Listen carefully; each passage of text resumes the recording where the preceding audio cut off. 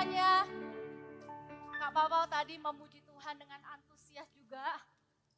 Memang gak gampang ya, sampai keringetan. Gak gampang memuji Tuhan pakai masker, tapi puji Tuhan, Tuhan kasih kekuatan ya. Halo semuanya. Kalau Kak Pawpaw bilang shalom, kalian bisa lambaikan tangan juga bilang shalom. Karena shalom itu artinya damai sejahtera buat kamu. Terus kamu juga bilang, hai Kak, damai sejahtera juga gitu ya. Shalom. Wah, kita buka Alkitab sama-sama. Temanya hari ini adalah a miracle today.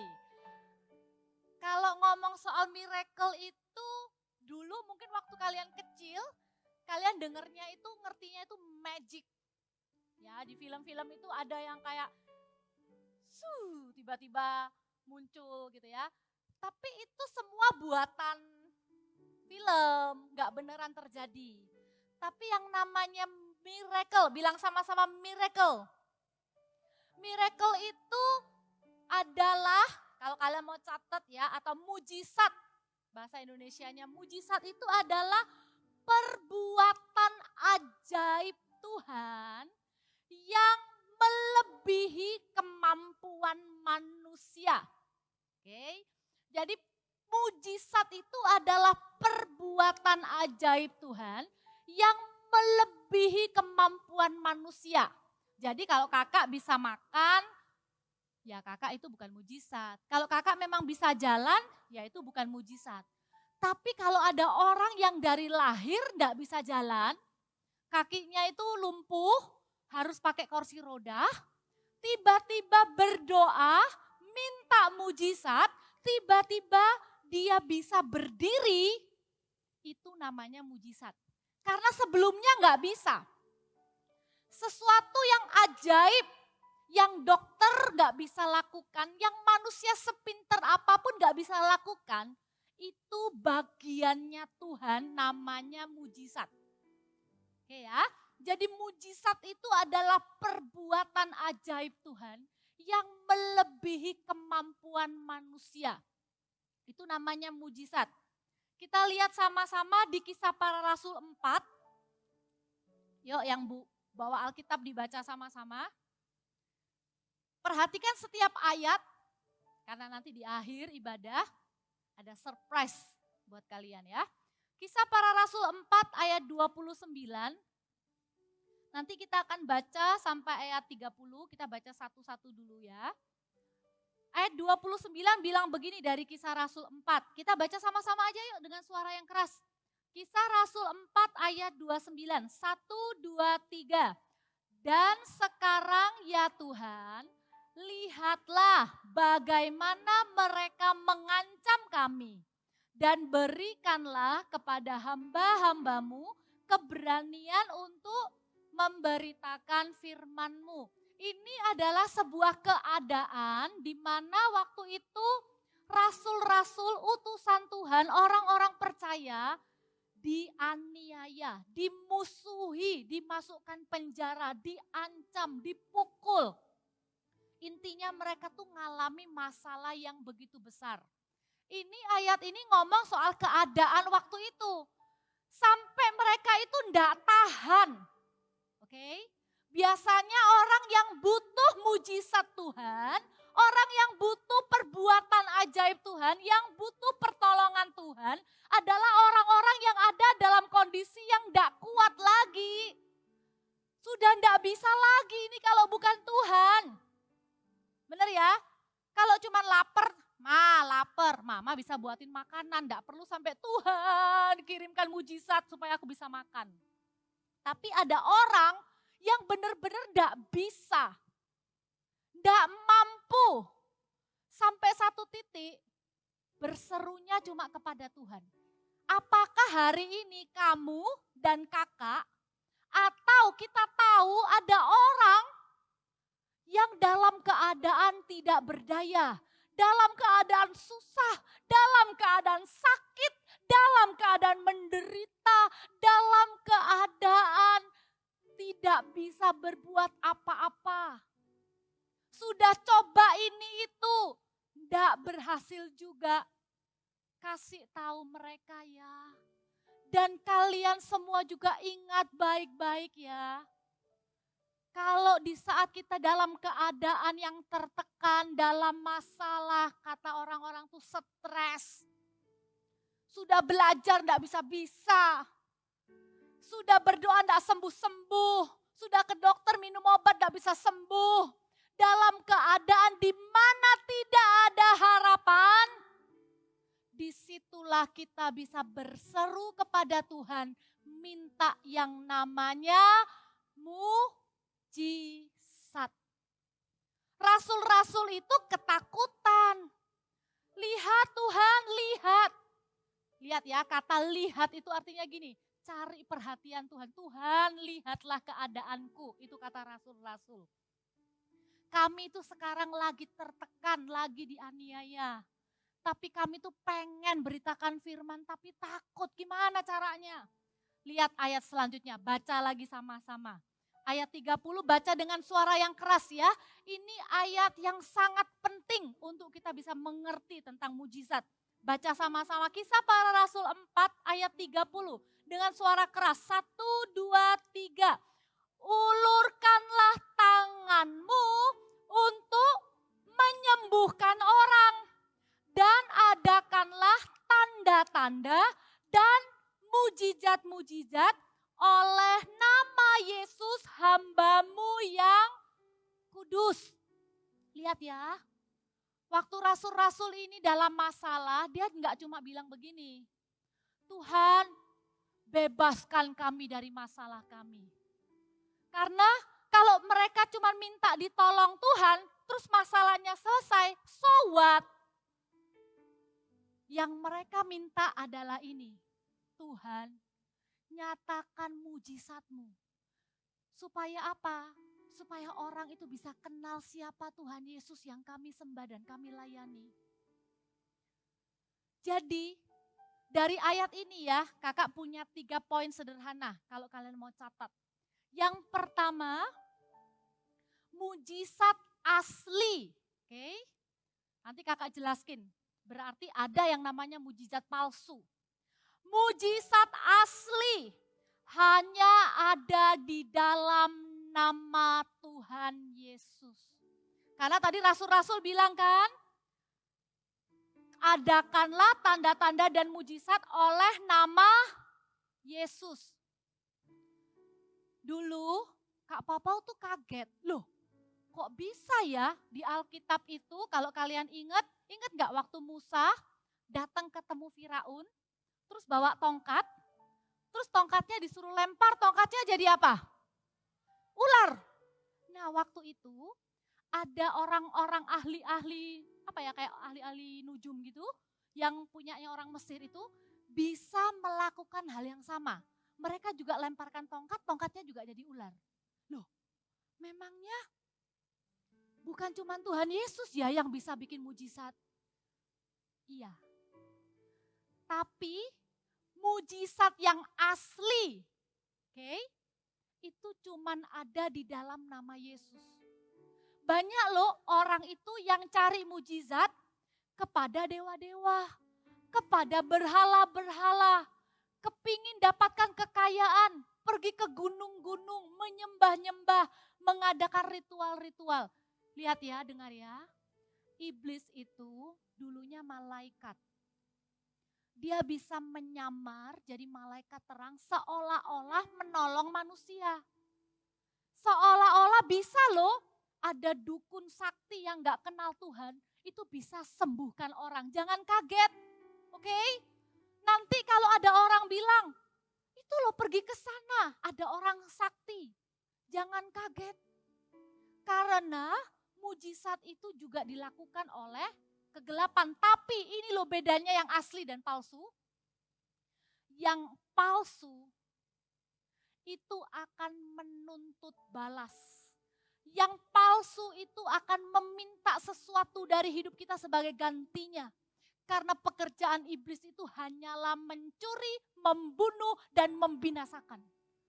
Tidak akan pernah mujizat palsu itu membuat kita hidup dengan damai sejahtera dan berkemenangan.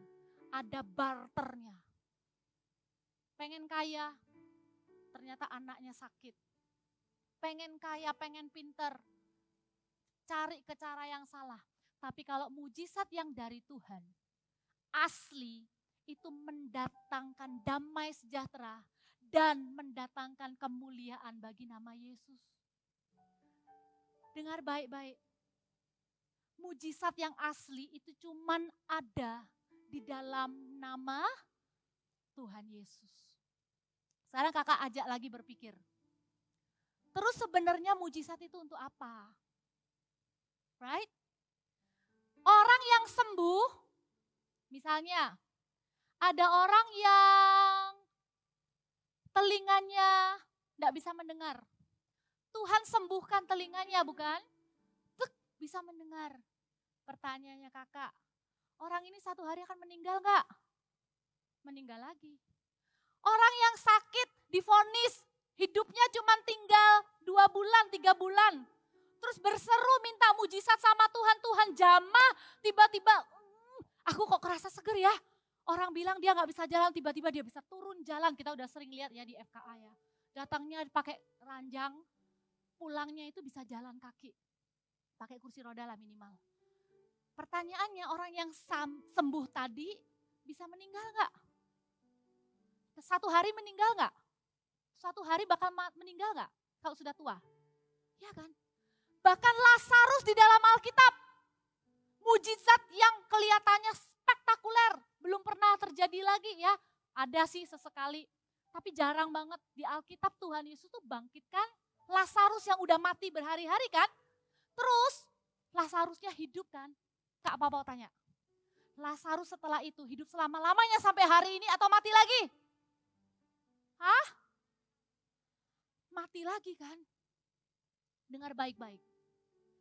Mujizat itu Tuhan kerjakan di hidup kita, melalui kita. Itu bukan cuman supaya kita itu bisa memuliakan Tuhan, yes pasti. Bukan supaya kita tuh sekedar lepas dari masalah, bukan. Tujuan utama mujizat adalah supaya orang yang melihat mujizat itu bisa percaya kepada Tuhan Yesus dan diselamatkan. Karena itu kalau yang kedua kalau mau catat adalah ini, mujizat yang terbesar adalah keselamatan. Karena itu jangan sampai karena kita ini menunggu mujizat kemudian tidak terjadi, kita jadi kecewa sama Tuhan Yesus, gak mau percaya lagi sama Tuhan Yesus, jangan sampai. Kita itu orang yang percaya sama mujizat, oke?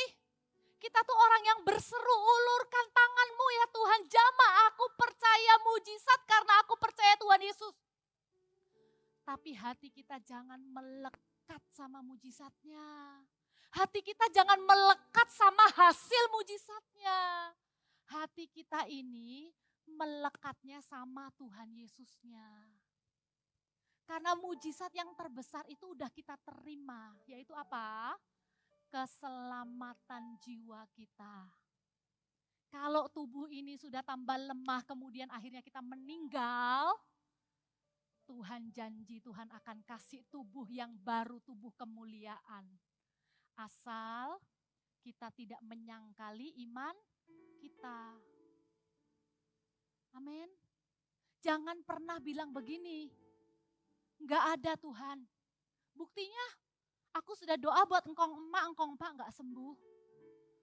Tuhan enggak ada. Buktinya Tuhan enggak bisa sembuhkan. Kalau Tuhan bisa sembuhkan, kenapa kok engkong emak meninggal? Dulu hampir aja Kak Papa juga gitu. Tuhan, kalau Tuhan memang ada, kalau memang Tuhan itu hebat bisa bikin mujizat, kenapa kok papaku enggak sembuh? Kenapa kok akhirnya papa dipanggil Tuhan meninggal? Sampai kakak ngerti, mujizat yang terbesar itu bukan kesembuhan. Tapi waktu papanya kakak bisa terima Tuhan Yesus, sekarang kakak tahu papanya kakak ada di mana. Ada di surga bersama dengan Tuhan Yesus. Tujuan mujizat ya adalah untuk menunjukkan kepada orang-orang yang tidak percaya bahwa Allah kita itu Allah yang hidup dan berkuasa, bukan patung, bukan berhala, Allah kita hidup, namanya Tuhan Yesus Kristus. Siapakah nama Allah kita? Tuhan Yesus Kristus. Kasih tepuk tangan buat Tuhan Yesus Kristus. Kalian kan sudah dipimpin terima Tuhan Yesus ya 2 minggu lalu. Jangan pernah tinggalkan Tuhan. Tuhan tuh berjanji, siapa yang percaya kepada namanya, berdoa dalam nama Yesus, Tuhan akan memberikan mujizat itu dalam kehidupan kita. Kayak rasul-rasul tadi ini lo bilang, ulurkanlah tanganmu, adakan mujizat di dalam nama Yesus. Karena itu mujizat itu asli cuma hanya dalam nama Yesus. Yang kedua, mujizat terbesar itu adalah keselamatan. Dan yang ketiga, kenapa kok rasul-rasul itu berani berdoa kayak gitu? Padahal waktu itu belum pernah ada satu rasul pun bisa bikin mujizat. Waktu itu yang bisa bikin mujizat siapa? Tuhan Yesus doang. Belum ada. Gitu ya. Dan waktu Tuhan Yesus mati di kayu salib terus naik ke surga, banyak orang berpikir gini, ya sudah berarti sudah selesai mujizatnya. Karena Tuhan Yesus sudah di surga. Bahkan sampai hari ini banyak orang yang masih gak percaya mujizat itu ada. Karena dipikir apa? Itu kan cuma terjadi di Alkitab. Waktu itu rasul-rasul memberanikan diri minta sama Tuhan. Ulurkan tanganmu. Adakanlah tanda-tanda dan mujizat. Kenapa? Karena mereka percaya mujizat masih terjadi sampai hari ini. Yang namanya mujizat itu nggak pernah tutup buku, expired. Mujizat itu masih bisa terjadi sampai hari ini. Siapa yang percaya, lambaikan tanganmu. Kakak menemukan satu alasan, oke? Kalau kamu ditanya sama temenmu, you believe in miracle? Kamu percaya mujizat? Memang kamu pernah lihat? Memang beneran itu bukan bohong-bohongan. Dengar ya. You don't have to prove anything. Bukan kalau kita ngadakan mujizat, kita doakan orang, minta orang itu sembuh. Bukan supaya kita tuh bisa kelihatan hebat. Tapi supaya orang tuh bisa kenal Tuhan. Tapi kalau orang mempertanyakan kamu, kenapa kok kamu bisa percaya sampai hari ini mujizat masih ada? Ini jawabannya. Ya, kita lihat di Ibrani 13 ayat 8. Kak Pau mau ajak kita baca ayat ini dengan sama-sama ya, dengan suara yang keras. 13 ayat 8, 1, 2, 3. Yesus Kristus tetap sama, baik kemarin maupun hari ini dan sampai selama-lamanya. Sekali lagi kita baca dengan sambil mengangkat tangan. Deklarasikan iman kita sama-sama. 1, 2, 3. Yesus Kristus tetap sama, baik kemarin maupun hari ini dan sampai selama-lamanya. Kasih tepuk tangan buat Tuhan Yesus. Ini loh alasan kakak dan kamu bisa percaya mujizat ada sampai hari ini. Kenapa? Karena Alkitab yang bilang Yesus Kristus tetap sama dulu, kemarin dan sampai selama-lamanya.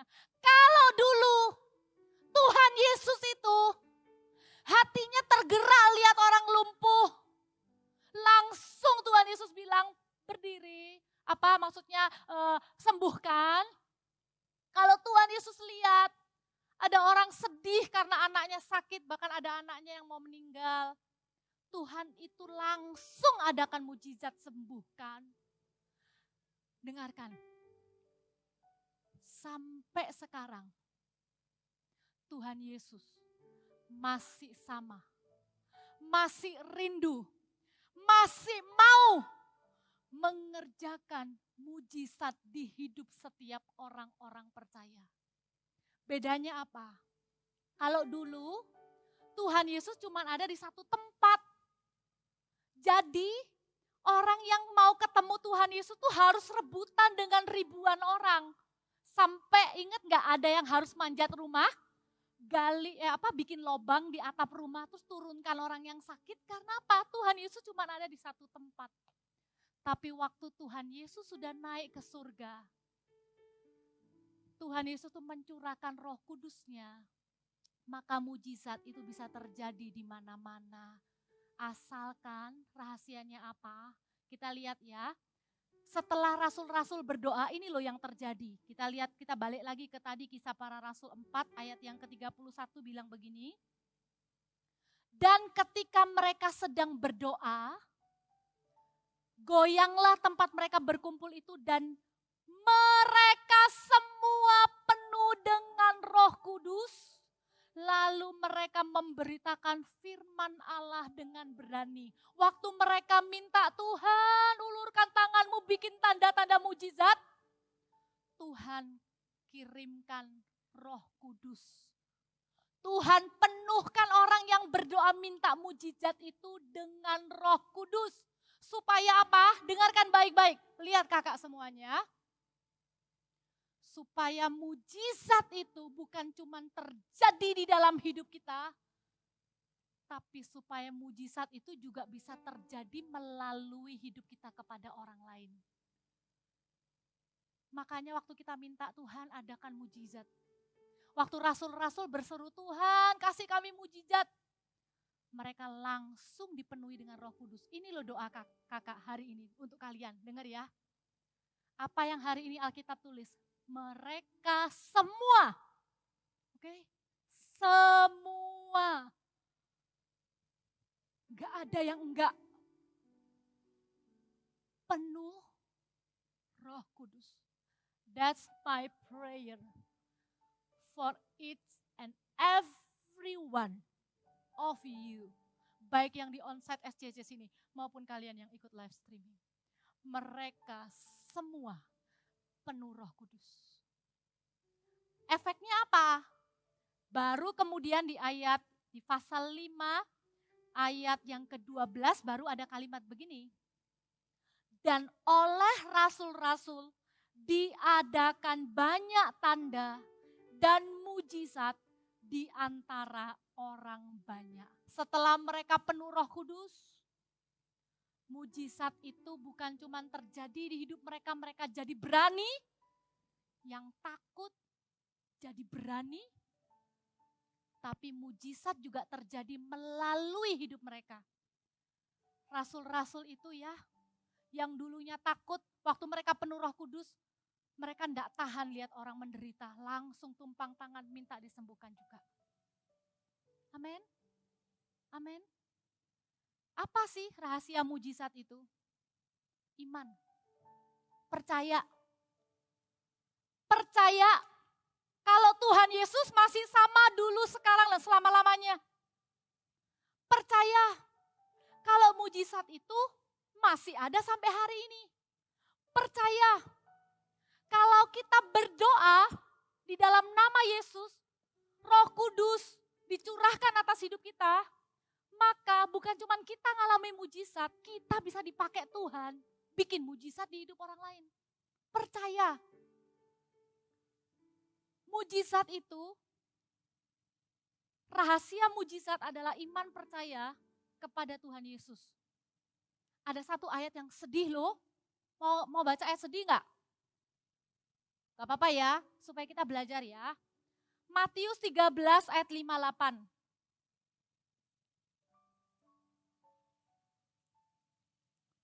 Ini menurut Kak Popo ini ayat yang bikin sedih.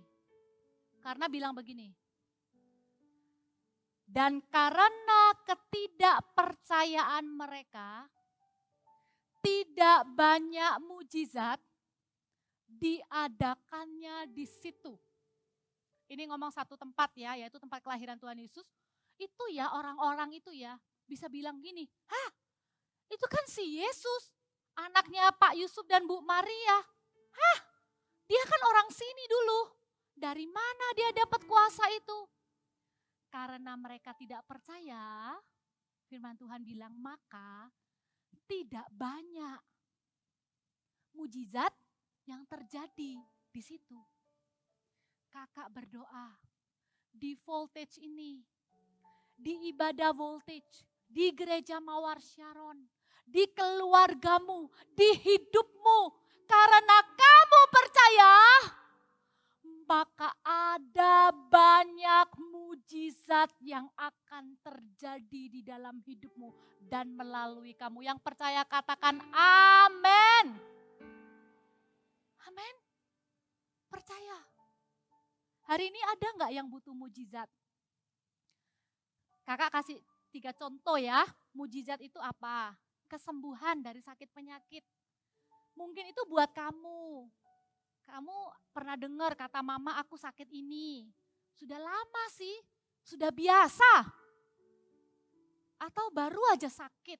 Atau bahkan ada yang ikut ibadah ini dari rumah sakit. Ayo berdoa. Kesembuhan itu bisa terjadi. Mujizat. Apalagi kalian anak-anak ya, iman kalian itu kepada Tuhan itu bulat. Orang dewasa tuh kadang kalah loh sama kalian. Ayo percaya, ayo pakai. Ya, Tuhan akan urapi kalian sebentar lagi. Mujizat yang pertama tuh kesembuhan. Boleh nggak Kak Papa lihat dulu tangan-tangan kalian yang membutuhkan mujizat kesembuhan hari ini juga? Oh, ada ya? Oke, kita doa ya. Ada nggak yang butuh mujizat kesembuhan untuk orang lain? Ada? Nah, kamu mau nggak dipakai Tuhan untuk kesembuhan orang lain? Mau? Pulang ini tumpang tangan atau telepon ya, doakan orang yang sakit. Mau? Ya, langsung ya, praktek langsung. Yang kedua, bisa jadi mujizat itu kayak ini loh, pemenuhan kebutuhan. Kayak aku tuh butuh kepandaian, pelajaran ini tuh selalu nilainya jelek. Tumpang tangan, minta kepandaian. Atau, Kak, aku dengar usaha papa mama tuh lagi sulit. Aku gak tahu bisa lanjut SMP enggak. Uang sekolah kayaknya nunggak beberapa bulan. Dengarkan, pemenuhan kebutuhan pun bisa minta mujizat Tuhan. Ingat Elia? Ayo, siapa yang masih ingat Elia tuh dikasih makan sama siapa? Burung? Kok merpati? Hah? Burung? Gagak. Yang dibawa sama burung gagak apa? Steak. Daging. Yang harusnya itu dimakan sendiri sama burung gagak. Tapi bisa dipakai untuk pelihara. Elia. Tuhan itu bisa cukupkan kebutuhan kita dengan caranya yang ajaib ya. Pemenuhan kebutuhan. Yang ketiga apa? Pemulihan hubungan. Baik itu keluarga, papa dan mama. Doakan. Jangan bilang begini, alah Kak, itu mah sudah setiap hari Kak, enggak mungkin. Hei, lawan kata mujizat adalah ketidakpercayaan. Jadi mau gak percaya hari ini, minta lagi sama Tuhan. Kak, aku sama Cece loh, Kak ribut aja terus. Siapa bilang kalian gak bisa jadi best friend? Bisa. Doa sama-sama. Hari ini doanya Kak Papa itu tadi ada 2. Oke. Yang pertama Kak Papa minta kalian semua hari ini juga penuh Roh Kudus. Siapa yang pengen kenal Roh Kudus lebih lagi? Siapa yang pengen dapat karunia Roh Kudus, terutama karunia bahasa doa bahasa roh? 2 minggu lalu Kak Papa didatengin anak voltage umur kelas 4 SD. Lagi di pelayanan di Super Trooper. Anak itu minggir bilang gini, Kak, aku pengen kenal Roh Kudus, aku pengen bisa bahasa roh. Waktu itu kakak minta sama Tuhan, Tuhan kalau ada yang mau, kalau ada yang rindu. Kayak rasul-rasul itu Tuhan tuh loh bilang mereka semua penuh Roh Kudus. Hari ini kakak minta di tempat ini, kita semua, kalian semua penuh Roh Kudus. Kalian yang sudah pernah dapat bahasa roh lama waktu KKR. Tapi kalian malu-malu pakainya. Kalian gak pernah pakai berdoa. Ayo habis ini berdoa dengan iman, berbahasa roh. Amen. Kakak berdoa apa lagi yang kedua? Selain yang pertama kakak minta kalian semua penuh Roh Kudus. Kakak minta kalian mengalami sendiri yang namanya mujizat Tuhan.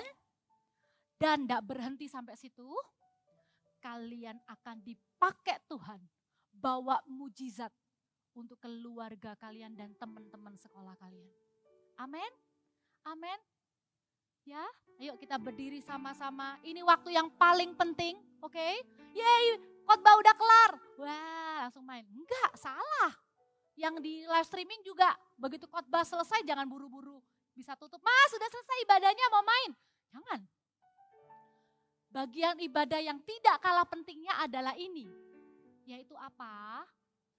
Minta Roh Kudus bekerja di hidup kita pribadi. Nanti ya, ndak ada yang akan diundang maju ke sini Artakol. Ndak ada yang akan tumpang tangan kayak dulu ya waktu KKR bisa ada yang tumpang tangan. Itu artinya apa?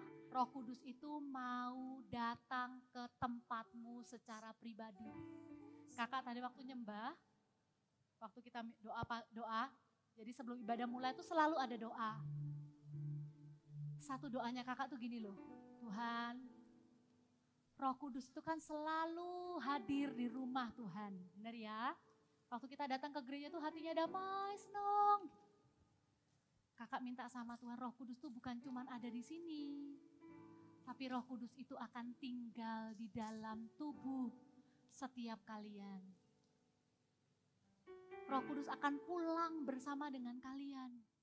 Roh Kudus akan bekerja di dalam kehidupan kalian. Apa yang kalian tidak bisa, yang tidak mampu dengan kekuatan sendiri, itu namanya mujizat yang kalian akan lihat Tuhan kerjakan. Amin. Yuk semuanya berdiri tegak. Yang masih ngobrol, nanti dulu ya aku mau doa gitu ya.